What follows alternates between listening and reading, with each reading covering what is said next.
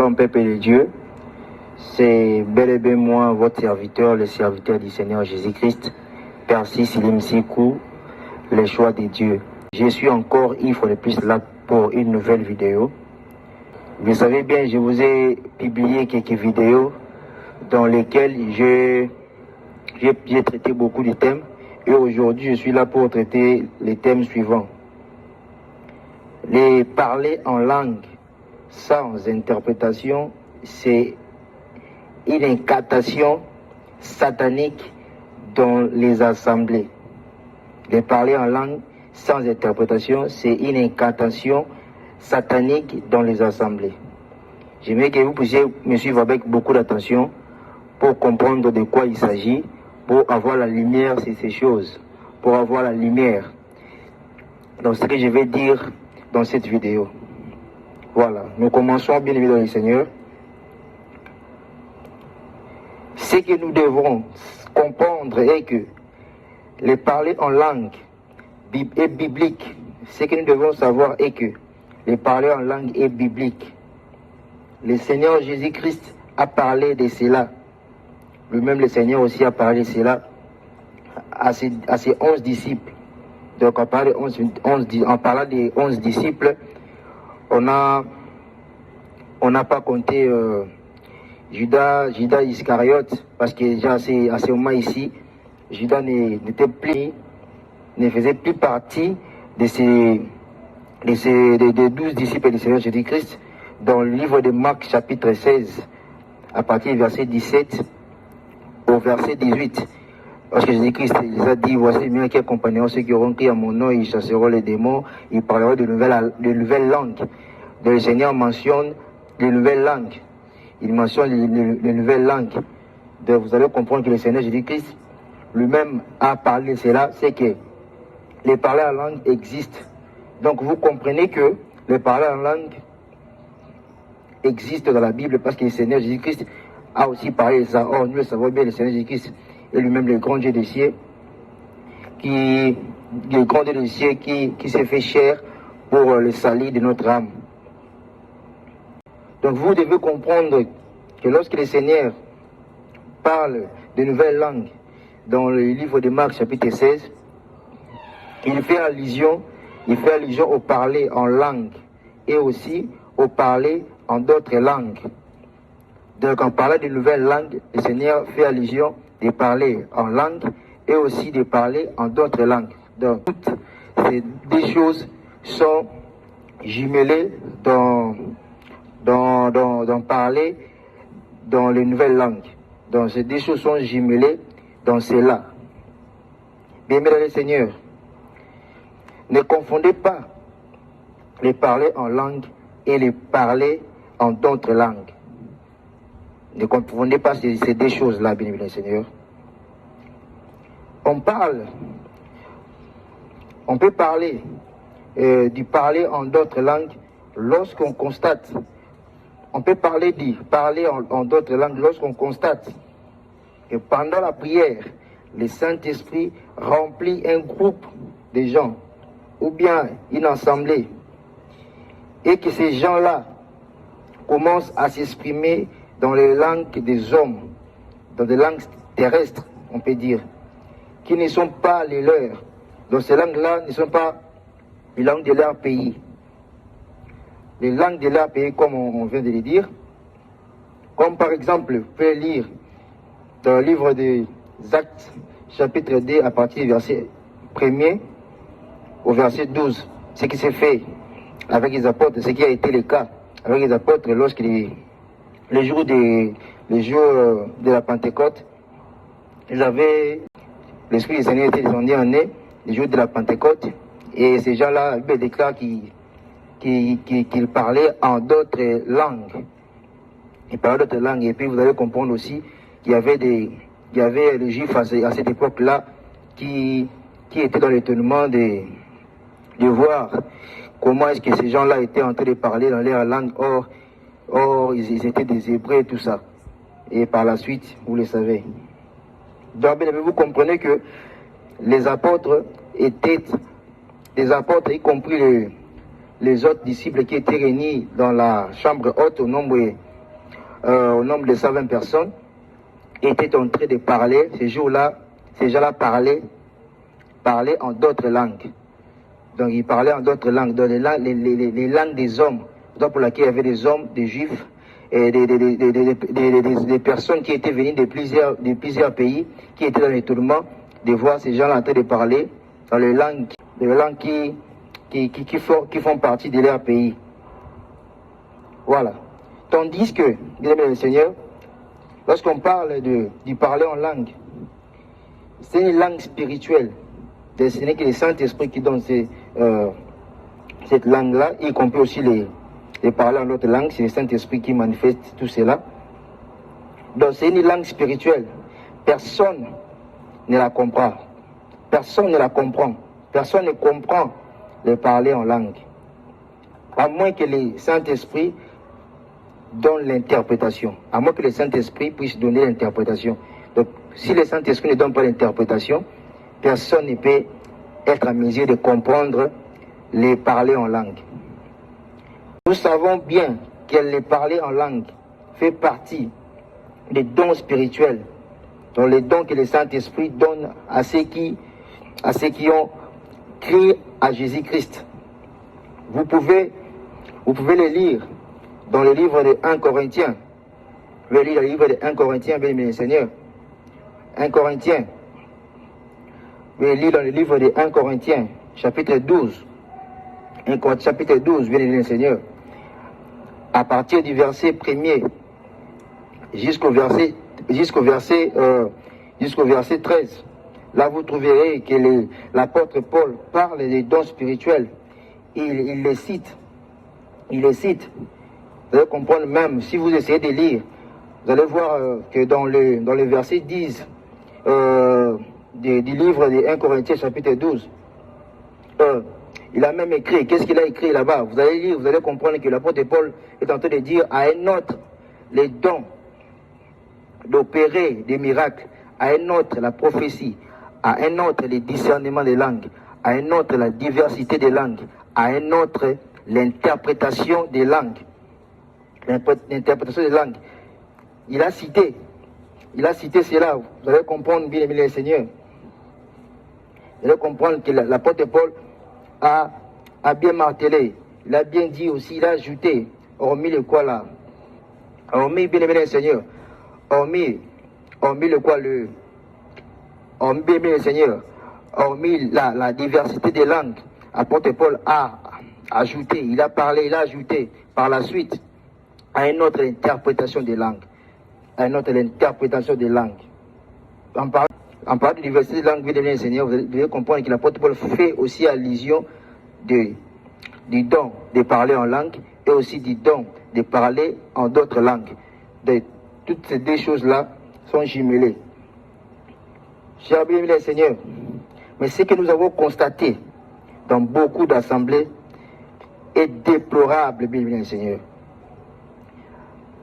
Vous avez constaté qu'il y a des gens qui parlent en langue, en désordre, pendant les moments de leur culte, pendant les mois de culte, et même pendant une quelconque rencontre de prière, soit chez eux dans la maison, soit quelque part, là où les gens se réunissent.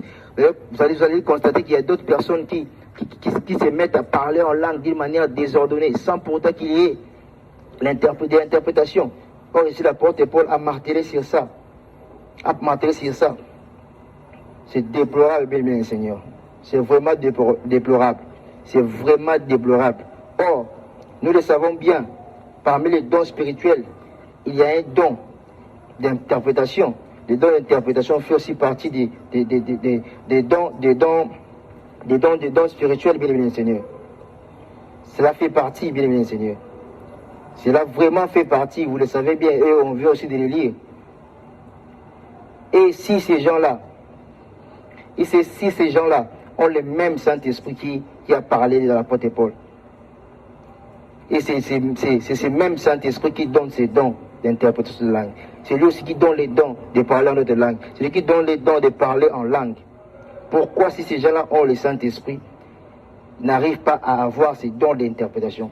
Ils n'arrivent pas à donner des interprétations lorsqu'ils se mettent à parler en langue. pourquoi les dons d'interprétation ne se trouvent pas en eux? Pourquoi ils ne possèdent pas ces dons-là? Pourquoi ils ne possèdent pas ces dons-là? Pourquoi dans les assemblées, on ne constate pas que ces dons-là n'apparaissent pas dans ces serviteurs, dans les assemblées? Pourquoi ces dons-là n'apparaissent pas, bien aimé Seigneur? Donc ils n'ont pas ces dons-là en eux, mais ils prétendent dire qu'ils ont le Saint-Esprit. Ils ont le Saint-Esprit. Pourquoi il n'y a pas de dons d'interprétation, de parler en langue? C'est ça la question que je me pose. C'est ce qui est drôle, bien aimé Seigneur, c'est ce qui est drôle. Moi, je ne crois pas que c'est le même esprit qui a parlé dans Paul, qui réside dans ces gens-là, qui réside dans ces assemblées-là. Je ne crois pas, bien aimé Seigneur. La Bible même nous témoigne qu'il y avait des païens qui parlaient en langue et glorifiaient Dieu. Donc, dans leur parler en langue, ils glorifiaient Dieu.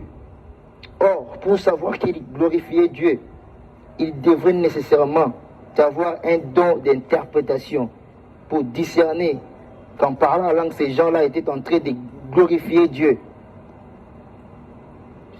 Sans l'interprétation des langues, on ne peut pas y arriver à connaître que c'est que ces gens, ces païens, vous pouvez le lire dans le livre des Actes des Apôtres. Le livre des Actes des Apôtres, bien le Seigneur. Les Actes des Apôtres à partir d'Actes des Apôtres, chapitre 10. Actes des Apôtres, chapitre 10. Vous pouvez lire le livre des Actes des Apôtres, chapitre 10. Vous commencez même à partir du verset 44 jusqu'au verset 48, bien le Seigneur. Vous allez comprendre cela. La Bible dit comme Pierre prononçait encore ces mots. Le Saint-Esprit descendit sur tous ceux qui écoutaient la parole. Tous les fidèles circoncis étaient venus avec Pierre, firent étonnés de ce que les dons du Saint-Esprit étaient aussi répandus sur les païens. Car ils attendaient parler en langue. Donc ces gens-là, ils attendaient parler en langue et glorifier Dieu. Vous comprenez qu'en parlant en langue, il y avait une interprétation pour savoir que ces gens-là, en parlant en langue, ils glorifiaient Dieu. Et Pierre, par la suite, a pris la parole pour parler, et puis par la suite, ces gens-là se sont fait baptiser. Donc vous comprenez que ces gens-là parlaient en langue, et puis il y avait aussi l'intervention des dons d'interprétation, il y avait aussi une intervention du don d'interprétation des langues. Donc vous comprenez que cela a eu lieu. Vous allez aussi constater, bien aimé Seigneur, que dans la Bible, apôtre Paul, après avoir parcouru les autres provinces de l'Asie, arriva à Éphèse, il rencontra quelques disciples qui étaient baptisés par Jean-Baptiste. Après l'échange avec ses disciples, la Bible dit qu'ils furent tous baptisés au nom du Seigneur Jésus-Christ. Et par la suite, Paul les imposa les mains. Et le Saint-Esprit vint sur eux et ils parlaient en langue. Ces gens-là se sont mis à parler en langue et ils prophétisaient au même moment. Vous pouvez le lire dans le livre des Actes des Apôtres, chapitre 19, à partir du verset 1er jusqu'au verset 7. Donc vous comprenez que les dons de la prophétie, dans ce passage, interviennent pour interpréter, pour donner une interprétation du parler en langue que ces gens-là avaient reçu du Saint-Esprit. La prophétie, à ces nets moments, intervient pour interpréter ces parler en langue. Donc vous comprenez bien, aimé Seigneur, que la Bible nous démontre que le parler en langue doit se faire suivre par les dons d'interprétation de langue, pour que nous puissions comprendre, discerner ce que l'Esprit dit dans une assemblée, mais dans une église, bien le Seigneur. Si vous essayez maintenant de lire dans le livre de 1 Corinthiens, chapitre 14, à partir du verset 1er jusqu'au verset 33, vous allez comprendre bien le Seigneur L'apôtre Paul dit, il est écrit, il est écrit, recherchez la charité, aspirez aussi aux dons spirituels, mais surtout à celui des prophéties.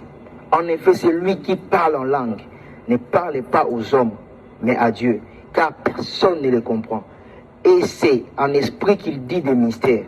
Celui qui prophétise, au contraire, parle aux hommes, les édifie, les exhorte, les console. Celui qui parle en langue s'édifie lui-même. Celui qui prophétise édifie l'Église. Vous comprenez la différence entre celui qui parle en langue, donc il est en train de s'édifier lui-même, parce que celui qui prophétise, c'est pour l'édification, c'est pour la construction, c'est pour que l'Église puisse avoir l'édification, puisse avoir un plus, puisse comprendre le pourquoi ces gens-là se sont réunis. Et il continue dans le verset 5, je désire que vous parliez tous en langue, mais encore plus que vous prophétisiez. Celui qui prophétise est plus grand que celui qui parle en langue.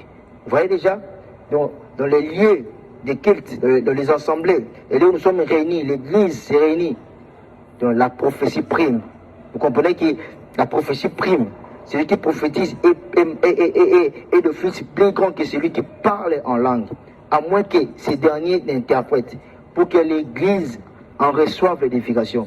Et maintenant, frères, de quelle utilité vous serais-je si je venais à vous parlant en langue, et si je ne vous parlais pas par révélation, ou par connaissance, ou par prophétie, ou par doctrine?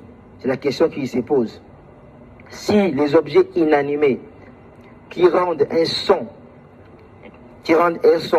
comme une flûte ou une harpe,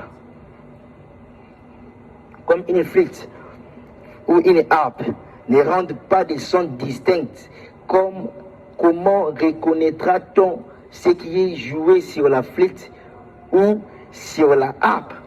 Vous connaissez bien, il a pris deux exemples des instruments musicaux pour essayer de nous faire savoir que ces instruments-là, si par ces instruments-là, on n'a aucun son distinct se retentit dans nos oreilles, comment nous allons savoir que c'est une harpe ou bien c'est une flûte? Donc on reconnaît ces deux instruments par le son que ces instruments-là font retentir dans nos oreilles. Donc c'est vraiment très important pour discerner, pour comprendre, pour distinguer les sons qui nous parviennent dans nos oreilles, bien aimé Seigneur. Et il continue dans le verset 8.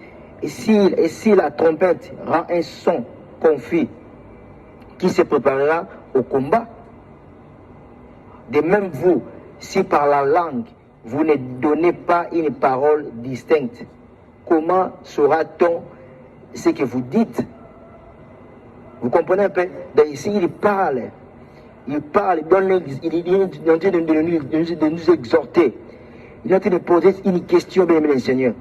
Donc nous comprenons que ici, là, c'est un exemple valable pour les assemblées. C'est un exemple valable pour une église. Là où nous sommes réunis, dans un temple, si le parler la langue n'est pas donné par une parole distincte, donc les gens ne comprennent pas ce que vous dites là.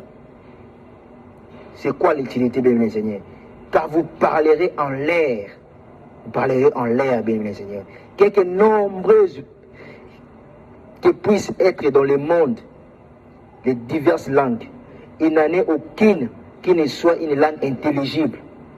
Et toutes les langues dans ce monde, toutes les langues des hommes que Dieu a placées dans ce monde, depuis le quoi là, ça a commencé lors de la tour de Babel, jusqu'à nos jours, toutes ces langues-là ont à chacune une interprétation.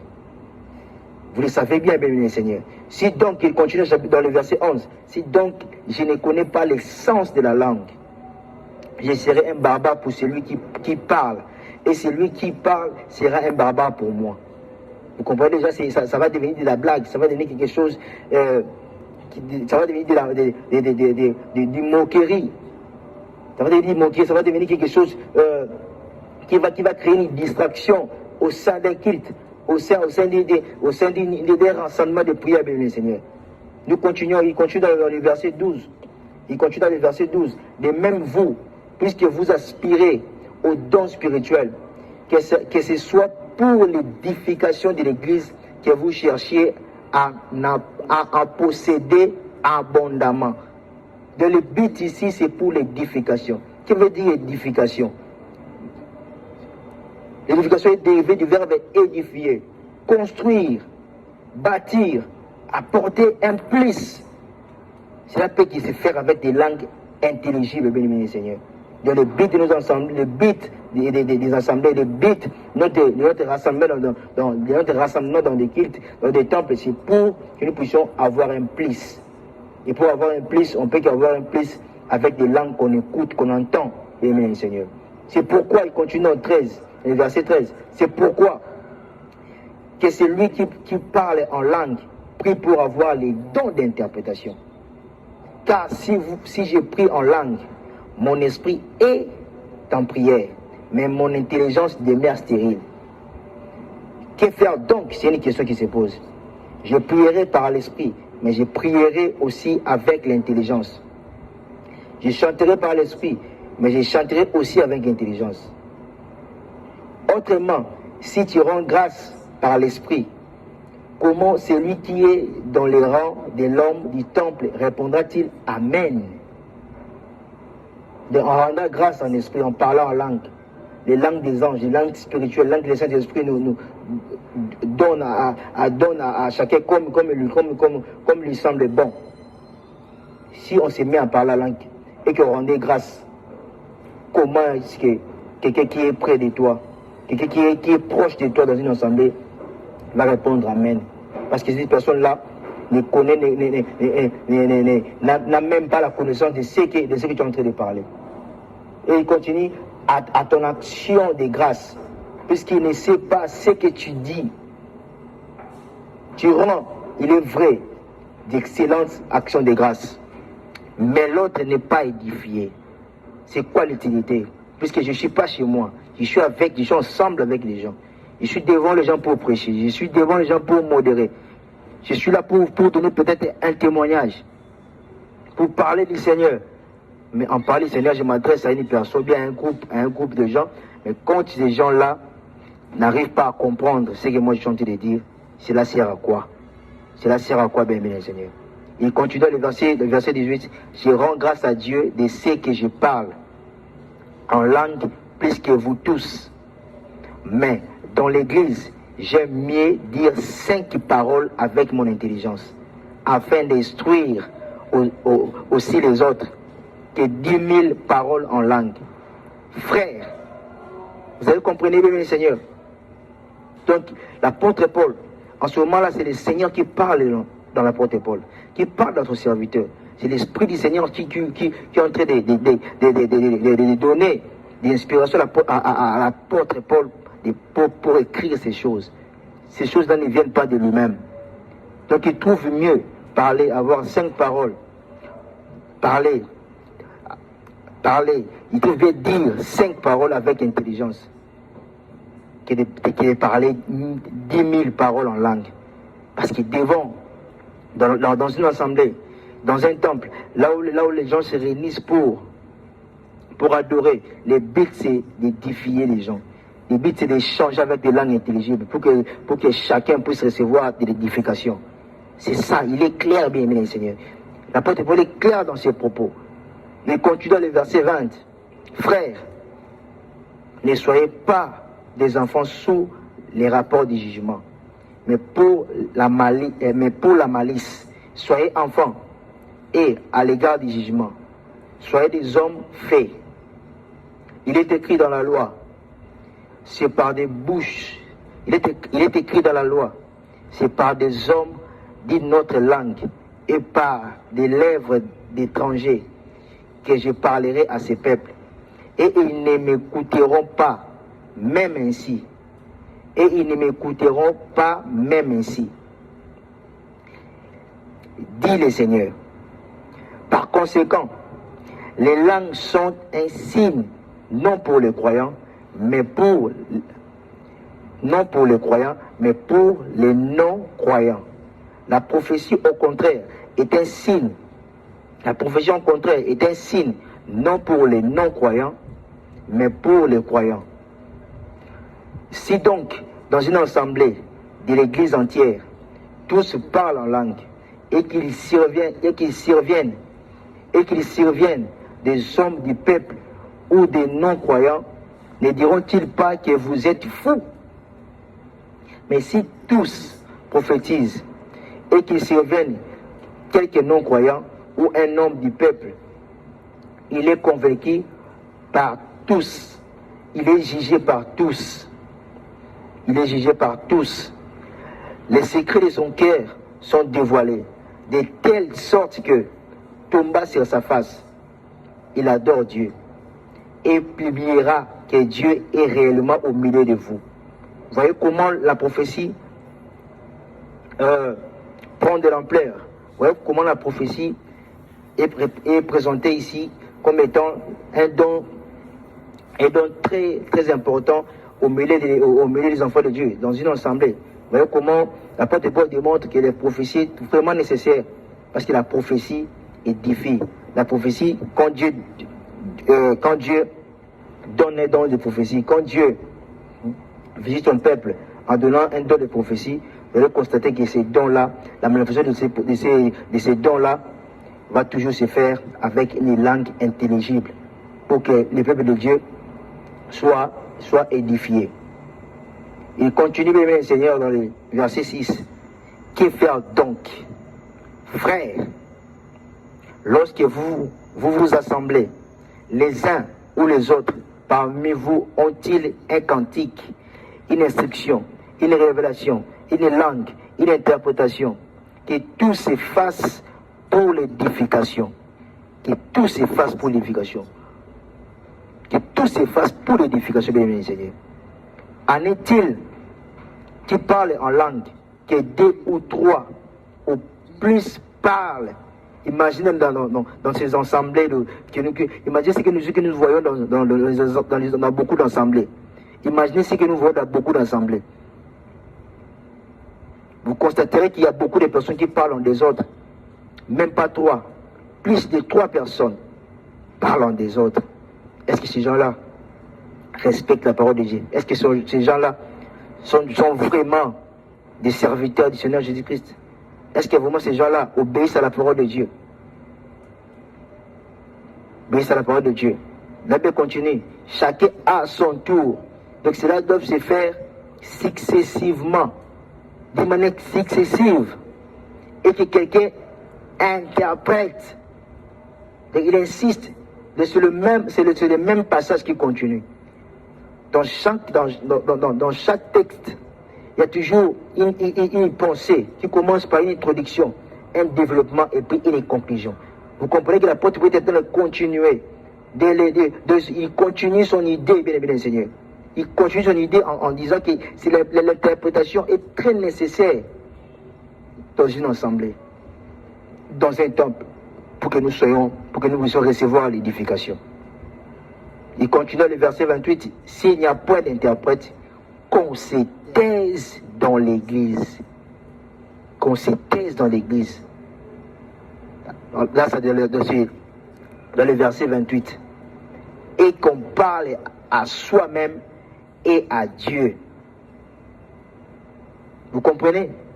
Donc, vous devez comprendre que le parler en langue n'est pas valable au sein d'une assemblée quand il n'y a pas une interprétation. Et quand il n'y a pas une interprétation, il faut se taire dans l'église. Si nécessairement on a l'esprit du Seigneur, on doit être soumis à la parole de Dieu. On doit croire à cela, que c'est une instruction que le Seigneur a donnée à l'apôtre Paul pour qu'il puisse instruire, pour qu'il puisse écrire cela, de manière à ce que nous puissions avoir un éclaircissement sur ces choses.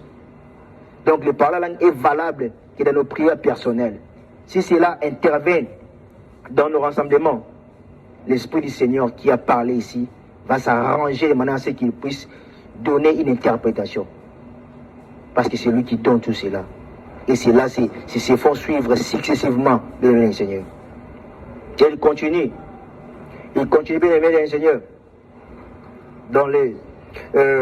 toujours dans le livre de 1 Corinthiens chapitre 14 là, nous sommes toujours là, il continue dans le chapitre 29, pour ce qui est des prophètes, que 2 ou 3 parlent et que les autres jugent. Et si un autre qui est assis a une révélation, que les premiers se taisent. Vous voyez déjà que le Seigneur est en train de nous montrer comment est-ce que l'Église doit marcher dans l'ordre, comment est-ce qu'il doit y avoir de l'ordre dans l'Église. Qui peut contester ce que Dieu est en train de parler dans la bouche de son serviteur, l'apôtre Paul? À moins que cette personne-là soit habitée par des démons, soit habitée par des esprits impurs.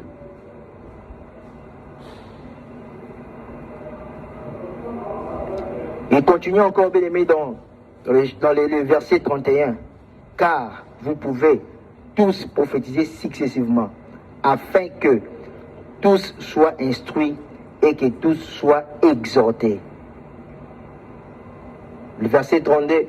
Les esprits des prophètes sont soumis aux prophètes, car Dieu n'est pas un Dieu de désordre, mais de paix.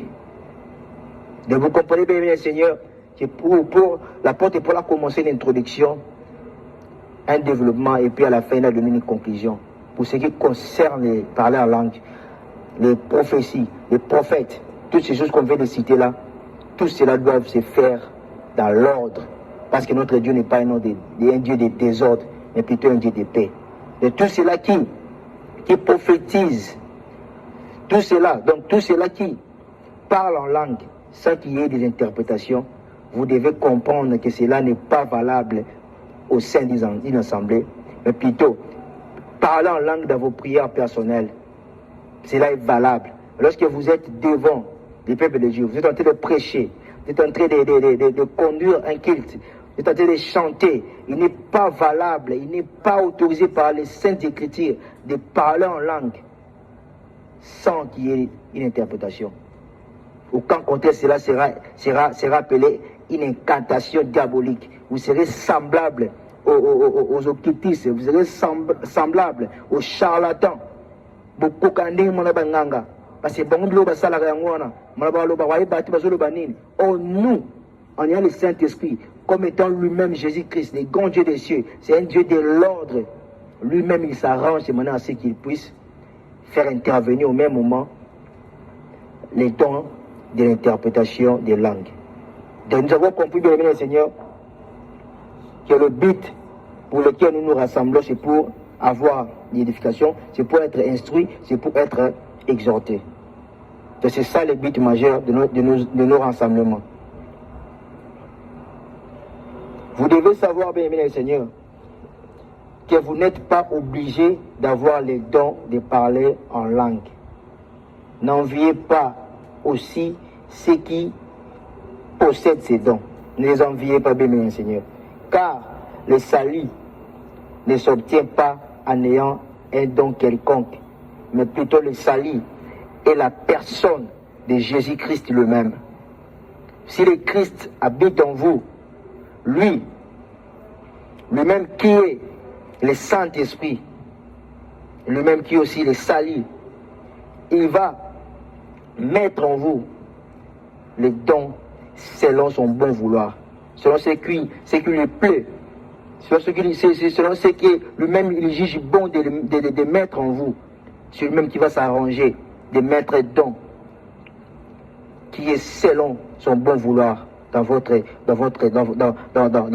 vous, pour que cela puisse servir de l'édification dans une assemblée.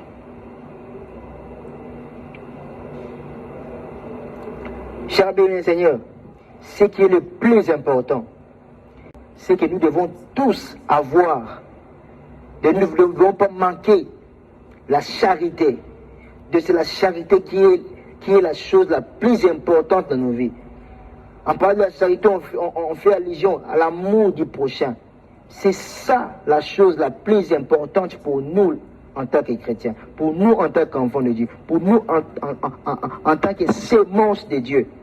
Tu peux manquer tous les dons spirituels, bien le Seigneur, Mais si tu manques la charité, qui est l'amour du prochain, comme la Bible nous la recommande, dans le livre de 1 Corinthiens, chapitre 13, vous pouvez lire, 1 Corinthiens, chapitre 13. On peut les lire bien aimé parce que cela ne contient pas beaucoup de versets. Verset 1er, nous avons au nom de Jésus-Christ, quand je parlerai les langues des hommes et des anges, si je n'ai pas la charité, je suis un airain qui résonne ou une cymbale qui retentit. Et quand j'aurai les dons de prophétie, la science de tous les mystères et de toute la science de tous les mystères et toute la connaissance, quand j'aurai même toute la foi jusqu'à transporter les montagnes, si je n'ai pas la charité, je ne suis rien. Et quand je distribuerai tous mes biens pour la nourriture des pauvres, quand je livrerai même mon corps pour être brûlé, si je n'ai pas la charité, cela ne me sert de rien.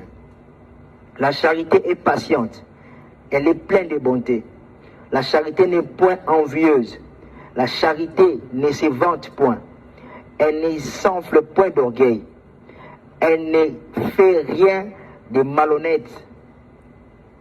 Elle ne cherche point son intérêt. Elle ne s'irrite point. Elle ne soupçonne point le mal. Elle ne se réjouit point de l'injustice, mais elle se réjouit de la vérité. Elle excuse tout. Elle excuse tout. Elle croit tout. Elle espère tout. Elle supporte tout. La charité ne périt jamais. Les prophètes, les prophéties prendront fin. Les langues cesseront. La connaissance disparaîtra. Car nous connaissons en partie et nous prophétisons en partie.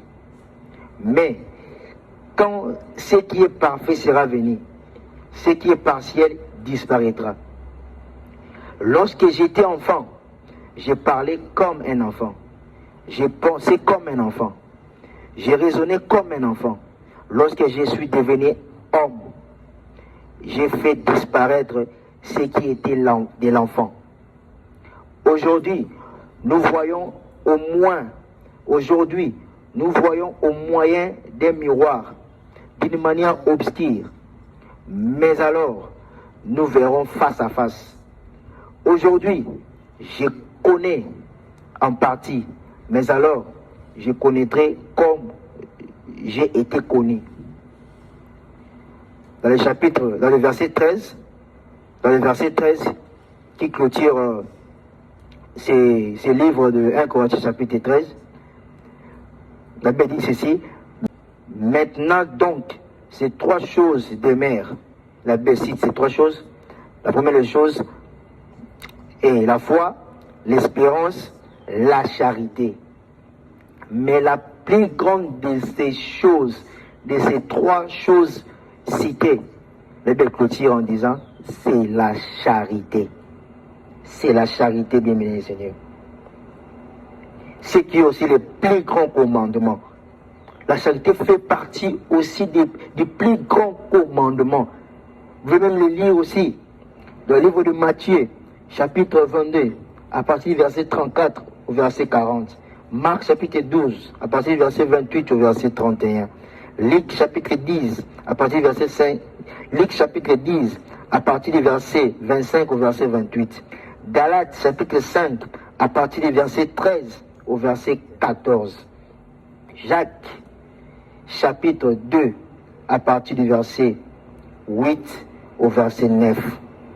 Ce sont là quelques passages qui confirment, qui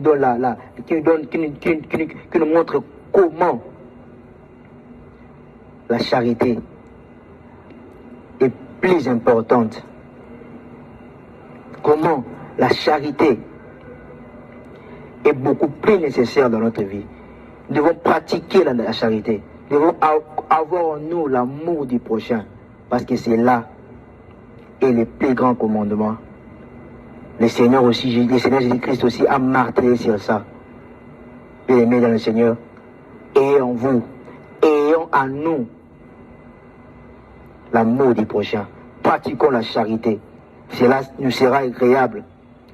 En pratiquant cela, en ayant cela, le Seigneur sera content de nous. Parce que c'est là, et d'autant plus que toutes sortes de dons qu'un homme peut posséder. Si on n'a pas en nous la charité, si on ne pratique pas l'amour du prochain, tous ces dons-là ne serviront à rien, bien-aimés Seigneur. Chers bien-aimés Seigneur, ce que j'aimerais encore vous dire est que avant, moi aussi, je parlais en langue de cette façon, de la même manière, d'une manière désordonnée, sans avoir les dons d'interprétation. Je me mettais parfois, lorsque j'étais en train de modérer, il m'arrivait à parler en langue. Pendant que je prêchais devant la chair, je me mettais aussi à parler en langue. Parce que même j'entonnais des chants, je me mettais aussi parfois à parler en langue, bien-aimé Seigneur. Je me mettais à parler en langue. Donc je suis aussi passé par là. Mais lorsque, un jour, j'avais suivi l'homme de Dieu, Gédéon de la Tchétchouva, qui parlait de ces choses, qui était en train de parler de cela. Bien-aimé Seigneur, moi-même, j'avais pris quelques temps de feuilleter, de lire les livres de 1 Corinthiens, chapitre 14, à partir du verset 1er jusqu'au verset 33. Parce que non, quand la parole de Dieu est prêchée, bien aimé Seigneur, quand il y a une lumière sur un certain point, et que cela vous touche, ce qu'un enfant de Dieu doit faire, c'est de lire cela. C'est de lire ces passages avec beaucoup d'attention. Et si cela si ce que vous avez entendu est bel et bien vrai, bien aimé Seigneur, ce que vous devez faire, c'est de faire quoi? C'est de vous repentir. C'est de vous repentir, c'est de suivre ce que la Bible vous recommande. C'est de suivre ce que la Bible vous recommande. C'est de cette manière que moi, lorsque j'ai écouté l'homme de Dieu, Gédéon de la Tchétchouva, j'ai écouté l'homme de Dieu, Gédéon de la Tchétchouva, que le Seigneur avait utilisé, que le Seigneur continue aussi à utiliser jusqu'à nos jours. Quand il a parlé de cela, et que je me suis aussi mis à vérifier cela dans la Bible, j'ai vite compris qu'il avait parfaitement raison. C'est par là que j'ai compris que le parler en langue sans interprétation est valable que lorsque nous sommes en train de faire une prière personnelle. Donc, entre un individu avec son Dieu. C'est lorsqu'on passe un moment d'intimité et que s'il arrivait que vous avez ce don-là, vous pouvez vous exprimer selon que le Saint-Esprit vous convainc de parler en langue. Cela ne peut pas se faire d'une manière volontaire, parce que c'est une langue qui vient du Saint-Esprit. C'est le Saint-Esprit qui ordonne cela. C'est le Saint-Esprit qui convainc, c'est lui qui fait manifester ces dons-là. De constater que ça va belé où Nzambe va côté au monde à côté dans temple, même pas 2 minutes à côté que dans temple, à côté même pas 2 minutes, à même pas bien à prière, mais au monde à mutuana mbala moko abandi ko parler la langue, azoteya andi ko parler la langue, azoye bandi ko parler la langue. C'est comme si c'est parler la langue était devenu une langue que la personne maîtrise mieux, comme si c'était une langue que la personne l'avait apprise dans une école. Or, le parler en langue ne peut jamais être enseigné dans une école, ne peut jamais être enseigné par un être humain, ne peut jamais être enseigné par un serviteur. Le parler en langue, c'est une langue que seul le Saint-Esprit enseigne cela. C'est déplorable. On ne peut jamais avoir la maîtrise du parler en langue. Et comment le langue doit messer nango au fond du caraboué, au côté de l'église, même pas entrer dans le bain de prière. Et bien, là, monsieur, j'ai compris. Bazo kima, tant que baloba obonde la pona esili, aniko kima ko luka ba prétexte. ani ko s'échapper, ani ko parler langue sous prétexte à qu'on ne ko bonde mon kaso bonde là. Or na kati na ye maloba ko bonde les sili. Les gens ne savent même plus adorer Dieu. Les gens ne savent plus parler au Seigneur. Les gens sont devenus forts en combat, dans les combats spirituels. Mais qu'on bonde là, qu'on multiplie ma parole, qu'on adorer le Seigneur, qu'on senga, qu'on a rempli du Saint-Esprit. Si on a prié, on a battu maloba, on a causé sauter. Battu posaka ko senga, battu posaka ya ko satisfaire bumuna bango. Et puis si on maloba silié, aniko s'échapper, n'a parlé en langue. Or, le parler en langue ne peut jamais se faire de cette manière-là. Parce que c'est une langue qui peut avoir lieu, bien que c'est le seul Saint-Esprit qui donne la vague du parler en langue. C'est lorsqu'on est dans le bain de prière et que le Saint-Esprit lui-même, il juge bon de te toucher, de te saisir. C'est par là que tu peux commencer à parler en langue et par la suite, tu peux avoir une autre personne qui commence à interpréter cela. C'est comme ça que les choses se sont passées dans la Bible et c'est comme ça que cela doit toujours continuer à se faire. Parce que ce qui a été, c'est ce qui est, c'est ce qui sera. Donc, nous avons compris que cela a toujours été comme ça et ça restera comme ça. C'est par là que vous comprenez qu'il y en aura toujours des personnes qui vont essayer de modifier la parole de Dieu, qui vont essayer de s'entêter contre la parole de Dieu. Comprenez que ces gens-là sont des ouvriers de malheur, ouvriers de Satan. Ils ne sont pas là pour servir le Seigneur Jésus-Christ. Ils sont là pour falsifier la Bible. Ils sont là pour blasphémer la parole de Dieu. Que le Seigneur ait pitié de vous. À moins que vous puissiez vous repentir. Si vous ne repentez pas, le Seigneur vous frappera. Le Seigneur vous jettera dans le feu éternel. Dans le feu de la géhenne. Le Seigneur vous jettera en enfer. Repentez-vous, cher bien-aimé Seigneur. Croyez en Jésus-Christ. Repentez-vous. Repentez-vous. Que Dieu bénisse son serviteur, je dois l'attitude. Parce que c'est par lui que le Seigneur a voulu que je puisse avoir la lumière sur ces choses. Et que Dieu aussi se souvienne de lui pour le grand travail qu'il doit faire chaque jour. Que le Seigneur puisse le bénir aussi abondamment. Bien-aimé Seigneur, vous comprenez qu'on peut être éclairé sur une chose en écoutant un serviteur de Dieu ou un par le Seigneur qui a l'esprit de vérité en lui. Lorsque vous écoutez ces serviteurs-là, le Seigneur va vous convaincre de ce qu'il est en train de prêcher. Et par la suite, après l'avoir écouté, le Seigneur m'a aussi inspiré de quelques révélations.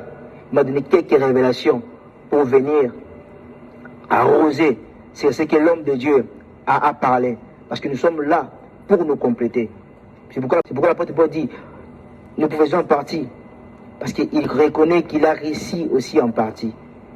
C'est cette manière-là que l'homme de Dieu a fait un pas. Il a parlé de ce que le Seigneur lui avait révélé. Et c'est cette même manière-là que moi aussi je me suis présenté pour vous parler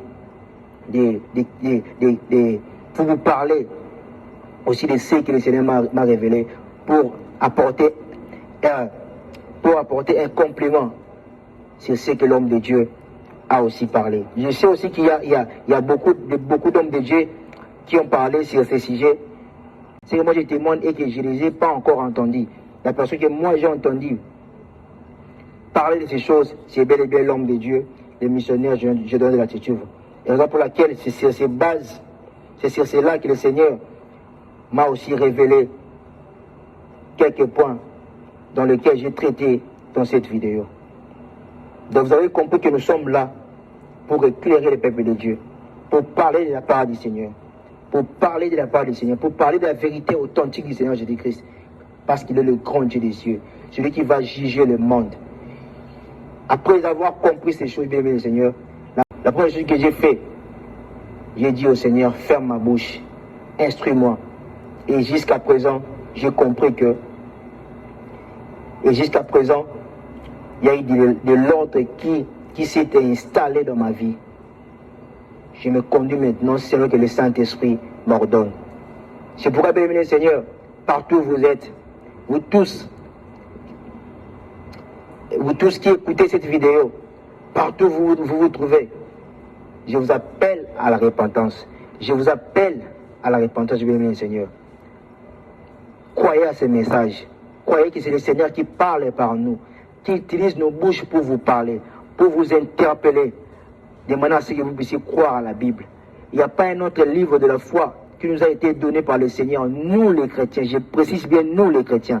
Il n'y a que la Bible, bien le Seigneur, qui nous est réservée, la Bible qui nous est présentée, est le seul livre que le Seigneur nous a donné pour être instruits, pour se référer, pour discerner toute manifestation, pour discerner toutes sortes de prophéties, pour les examiner, pour savoir si nous sommes dans la bonne voie.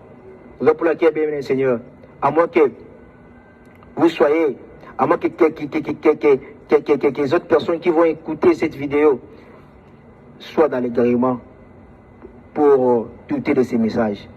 Mais je crois fermement, il y en aura d'autres personnes qui seront touchées, qui vont être convaincues par ces messages, qui vont être convaincues en écoutant cette vidéo. Ce sont ces personnes-là avec qui je m'adresse. Répentez-vous, mettez de l'ordre dans votre vie, afin que le Seigneur soit heureux de vous avoir, afin que le Seigneur soit heureux de vous, afin que vous puissiez faire partir réellement de notre royaume, qui est le royaume des cieux, qui n'est rien d'autre que le corps du Seigneur Jésus-Christ. Ce corps que le Dieu invisible avait habité sur la terre des hommes. Croyez à ces messages, bien-aimés Seigneur. À vous qui allez croire à ces messages, je prie que le Seigneur vous aide à continuer à marcher dans sa crainte, à avoir l'amour de la parole de Dieu, à avoir l'amour de lire la Bible. Et que lorsque vous allez vous mettre à lire la Bible, que le Seigneur puisse vous aider à avoir la révélation, à comprendre la parole du Seigneur, que le Saint-Esprit vous convainc encore davantage, qu'il vous enseigne davantage, car c'est lui qui nous enseigne et c'est lui qui peut convaincre vos cœurs, c'est lui qui demeure, c'est lui qui a donné l'aval pour que c'est lui qui a donné l'aval pour que l'Église puisse avoir lieu. Le Saint-Esprit est au centre de toutes choses, car le Saint-Esprit c'est Jésus-Christ lui-même sous forme d'esprit. Nzambe a pambola bino no sobo la vidéo yo. Nzambe a kanisela bino na tambo le kisi pour na koloka vidéo yo. Que le Seigneur se souvienne de vous. Nzambe a bikisa babeli o bazala hôpitaux. Nzambe a pambola bao nyonso bazoluka na mimbongo na bango. Nzambe a pambola bino. Nzambe a kanisela bao nyonso baoluke butu na moi. Que ce soit le problème qui te tourmente, que ce soit le problème que tu as. J'ai en dirait des années avec ces problèmes-là. Je sais qu'il y a que Jésus-Christ seul qui peut répondre qui peut donner une réponse à tes préoccupations, qui peut ôter l'opprobre de ta vie. Donc pour laquelle je t'appelle à croire à Jésus-Christ. Puisque vous allez, on a pour ça qu'on doit transporter. Yesu on a pour ça à ma avion, on a pour ça à ma bateau. Puisque tu es allé, on a capacité à atteindre. Voilà pourquoi à travers de cette vidéo, en tant que serviteurs de Dieu, faisant partie des vrais hommes de Dieu qui prêchent la Bible, qui prêchent la vérité de la parole de Dieu, je prie que le Seigneur a battu la mboka na biso, a battu la bakonzi mboka na ngai, a battu la baonyoso bazana est apesa kimia, alongisa biso, alongisa mboka na biso lokola alongisa bana Israël, parce qu'il déclare qu'il est le même Dieu, il est le même hier, aujourd'hui, éternellement. Kimia est réuni na mboka na biso, Nzambe apambola mboka oyo. Amen.